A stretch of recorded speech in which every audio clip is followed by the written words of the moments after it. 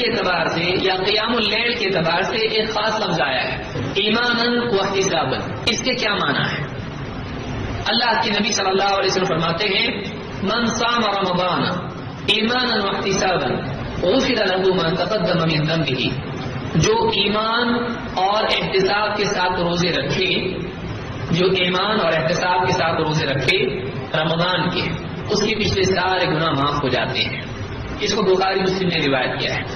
اسی طرح سے بخاری اور مسلم ہی کی روایت میں ہے، آپ نے فرمایا من قام رمضان ایمانا واحتسابا غفر له ما تقدم من ذنبه، کہ جو ایمان اور احتساب کے ساتھ رمضان کا قیام کرے، یعنی رات میں تراویح پڑھے، اس کے پچھلے سارے گناہ معاف ہو جاتے ہیں.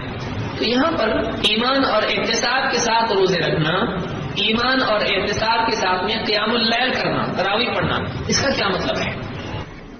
ایمان کے ساتھ کا مطلب یہ ہے کہ ایک آدمی جو ثواب اور اجر اللہ تعالیٰ نے اس نیکی پر رکھا ہے، اس پر یقین کے ساتھ روزے رکھے، یقین کے ساتھ تراویح پڑھے.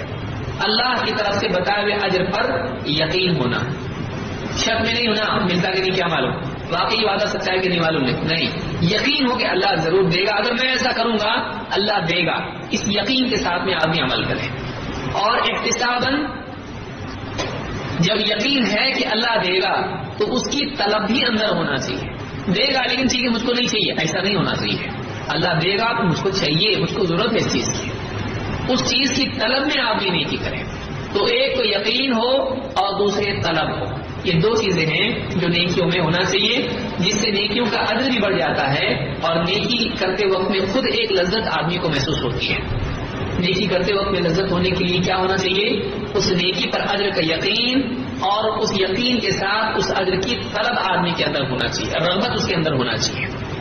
دیکھیے آپ کچھ خریدنے جاتے ہیں، آپ کی جیب میں پیسے آئے اور آپ کو معلوم ہے کہ فلاں چیز بازار میں مل رہی ہے اور میں خرید رہا ہوں، تو اس کے جانے میں بھی مزہ آتا ہے. وہ لانے میں تو اور بات ہے، اس کے لیے جو جا رہے خوشی خوشی آدمی جا رہا ہے، جو جا رہا ہے گاڑی پہ بیٹھ رہا ہے اور کک مار رہا ہے اور جا رہا لانے کے لیے، اس سفر میں بھی لذت محسوس، راستے میں خوش ہوتا رہتا آدمی، جا رہا لا رہا ملا رہا، کتنا خوش ہوتا ہے. ابھی لیا بھی نہیں اس نے، پایا نہیں اس نے، لیکن پانے کی کوشش میں بھی لذت آتی ہے جب اس چیز کے ملنے کا اور اس کی عظمت کا یقین آدمی کے دل میں. تو ثواب کا یقین اندر ہونا چاہیے اور اس کی رغبت آدمی کے اندر ہونا چاہیے. معلوم ہے کہ آپ کو روزے بھی ایمان و احتساب کے ساتھ رکھنے ہیں اور آپ کو تراویح کا اہتمام بھی ایمان و احتساب کے ساتھ کرنا ہے، تب جا کر یہ آپ کے لیے مغفرت کا ذریعہ بنیں گے. ابن حجر رحمۃ اللہ علیہ فرماتے ہیں قوله ایمانا ای تصدیقا بوعد اللہ بالثواب علیہ. ایمان کے ساتھ عمل کرنے کا مطلب کیا ہے؟ اللہ تعالیٰ کے وعدے اور اس کے ثواب کی تصدیق کے ساتھ عمل کرے، اس کو سچا مانتے ہوئے، اس کی یقین کے ساتھ کہ اللہ کے وعدوں پر یقین، کہ جو اجر اللہ تعالیٰ نے اس کے لیے بیان کیا ہے، جو وعدے اللہ تعالیٰ نے بیان کیے ہیں اس میں یقین ہو.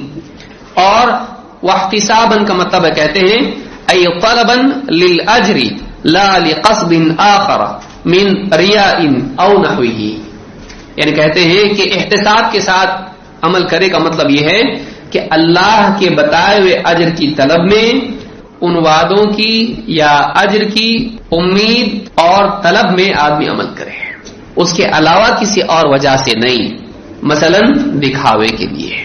اس میں اخلاص ہونا چاہیے. یہ نہیں کہ ایک انسان عمل تو کرے دینی لیکن اس میں نیت ہو دنیاوی. ایک آدمی روزہ رکھے اور اس کی نیت کیا ہو، اپنے سے سال بھر ڈائٹنگ تو ہوتی نہیں، رمضان میں ہو جائے گی. نیت کیا ہے؟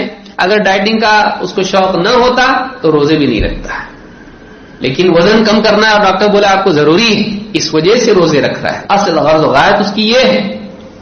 تو یہ کیا ہے؟ اس نے اللہ کے لیے نہیں رکھا. دوسرے دکھاوے کے لیے رکھے کہ لوگ تعریف کریں یا لوگ برا نہ کہیں. ریا دو طرح سے ہوتی ہے، ایک عزت کمانے کے لیے، ایک عزت بچانے کے لیے ہے نا، صرف کمانے کے لیے نہیں ہوتی ہے. مثلا آدمی روزے رکھے اس لیے کہ اگر میں نے نہیں رکھے تو لوگ نام رکھیں گے، بچے روزے رکھ رہے اور آپ نہیں رکھ رہے، تو عزت بچانے کے لیے آدمی عمل کرے، یہ بھی ریا ہے. اس لیے کہ دونوں صورتوں میں کیا ہے، لوگوں کے دلوں میں اپنے مقام کو بنانے یا بچانے کے لیے عمل کرتا ہے.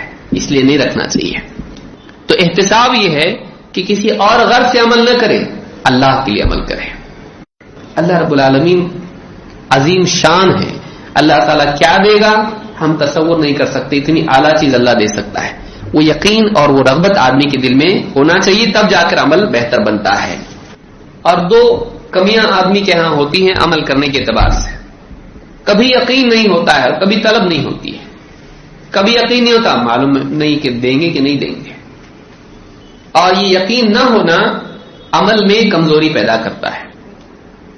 دو, یقین تو ہوتا ہے, نہیں جب وعدہ کیا ہے تو دیں گے لیکن مجھ کو نہیں چاہیے, طلب دل میں نہیں ہوتی ہے. تو یہ دو چیزیں ایسی ہیں جو آدمی کے عمل کو یا تو بہتر بناتی ہیں یا تو سست اس کو کر دیتی ہیں. تو مومن کو چاہیے کہ جو وعدے اللہ رب العالمین کے ہیں, نمبر ایک ان وعدوں کا یقین اس کے پاس مضبوط ہونا چاہیے. دو, ان وعدوں پر ان وعدوں کی یا اس عطا کی طلب بھی آدمی کے دل میں مجھ کو چاہیے کہ اللہ تعالیٰ جب بھی وعدہ کرے تو اس کا یقین بھی ہو اور اس کی چاہت بھی دل میں ہو کہ مجھ کو یہ چاہیے.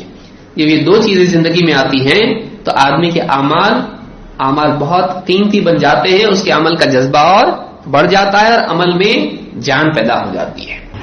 ہمارے جتنے بھی اعمال ہیں, صرف روزہ نہیں, صرف تراویح نہیں, بلکہ ہمارے صدقات اور ہماری جتنی بھی چیزیں ہیں ان سب چیزوں میں کیا ہونا چاہیے؟ دو چیزیں. وہ کیا ہیں؟ ایمان اور احتساب.